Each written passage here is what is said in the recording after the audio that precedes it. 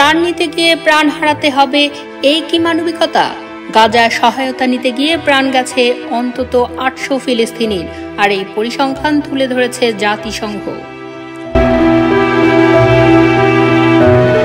মে মাসের শেষে গাজায় আবার ত্রাণ ঢোকার অনুমতি দেয় ইসরায়েল, কিন্তু ত্রাণের আশায় ছুটে যাওয়া এই মানুষগুলো ফিরে আসেন না সবাই।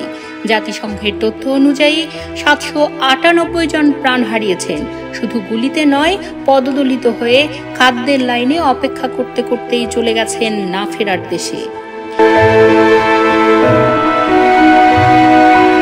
এই প্রাণহানির বেশিরভাগ ঘটেছে গাজা হিউম্যানিটারিয়ান ফাউন্ডেশন বা GHF এর আশপাশে। মার্কিন সমর্থনে চালিত এই বিতরণ কেন্দ্র মাত্র ৪টি, যেখানে আগে জাতিসংঘের অধীনে ৪০০টি কেন্দ্র ছিল। মানবিক সহায়তার নামে চলছে নিরস্ত্র মানুষের উপর নির্যাতন।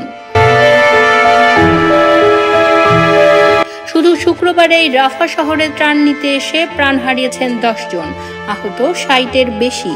উত্তর গাজায় বিমান হামলায় নিহত আরও ১৫ জন। খান ইউনিসের নাসের হাসপাতাল হয়ে উঠেছে যুদ্ধক্ষেত্রের মতো। ওষুধ নেই, চিকিৎসা সরঞ্জাম নেই, শয্যার অভাব সর্বত্র। ত্রাণের লাইনে দাঁড়ানো মা হারাচ্ছেন সন্তান, ভাই হারাচ্ছেন ভাইকে, আবার নিতে এসে গুলি খাওয়া এখন গাজার বাস্তবতা। ত্রাণ নয়, যেন মৃত্যুর ডাকে সাড়া দিতে আসছে তারা।